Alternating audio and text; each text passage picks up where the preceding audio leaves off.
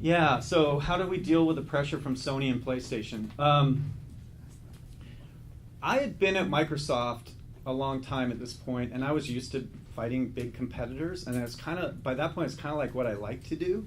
You know, so like when I was on Excel, we were fighting Lotus 123. When we were doing Excel, Lotus was bigger than all of Microsoft. And you know, we had 7 guys making our spreadsheet there. So I liked being the underdog within Microsoft. It's hard to think of Microsoft today as an underdog, but the teams I worked on were always underdogs. Whether it was Excel fighting Lotus 123, Word fighting WordPerfect, which was by far the biggest word processor out there. When we were doing PC games, there were giants like Electronic Arts and others out there. So to me, it was just another one of the fights that I like to fight, you know, against these big companies, Sony and Nintendo, right? Sony had done Sony had been really arrogant. They had pissed off a lot of developers. In Japan, the developers really were conflicted because they saw that Sony had so much pressure on so much control of the market that the developers didn't like that. So when we came in, it's like, oh good, here's someone who now there can be like 2 big companies. Maybe I can play them off against each other is probably what they were saying, you know, to themselves. But they could at least say, well, here's a company that could stand up to Sony. So we took advantage of that when we could. One of the first deals that I did was sign up a guy named Lorne Lanning, who did the Oddworld series.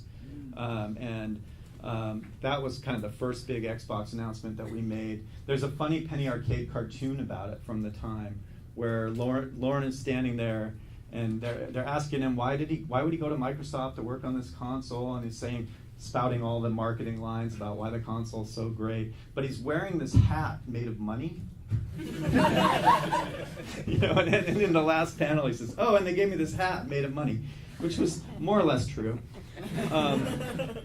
So we tried to steal their developers when we could. You know, later I would sort of steal Rare from Nintendo, and you know, it was that kind of thing. But also Sony, a lot of the developers didn't like working with Sony. Sony was the system was hard to work with, and so we were putting out an architecture that was very PC-like, so it was just more familiar to developers, easier to work on. We had some kind of standard tools if you'd ever built a PC game, and we ended up really where we were successful was when we reached out into the PC development community who wanted to be in the console business. And you know, and the biggest example of that is when we went out and bought this company that was going out of business, this little company in Chicago called Bungie. Yeah, that's a great question. Why Halo? It was a really hard, a few things. Internally, we all loved Halo. People would stay late and play Halo at night. We knew the team was super talented. But every time we talked to people like in the industry, the game reviewers, they were really not sure. They're like, this feels like a PC game. It just shows you guys don't understand consoles. You don't understand the console audience. Somebody said the colors are all wrong. It should be bright and colorful. Who's your Mario? Is the Master Chief your Mario? So we would, and we're new to this, right? So you never know. It's like I was saying with the Japanese, who do you listen to, right?